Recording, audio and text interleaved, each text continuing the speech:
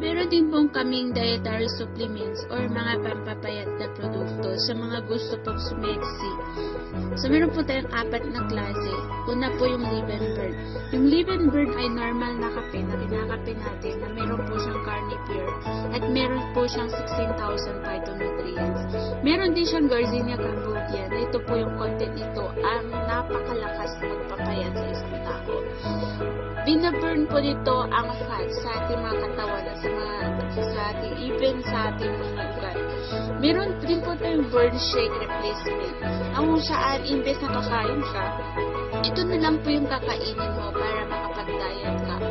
Ang feel mo po is busog ka dahil ito po ay napakataas ng fiber at higit sa lahat napakataas po yung protein at energy na kailangan ng katawan mo. Meron din po tayong burn sleep. Merong 3 ingredients ito, ang carnipure, ang Garcinia cambogia at ang white beans na napakagandang combination po para mabilis ang pagpapapayat natin.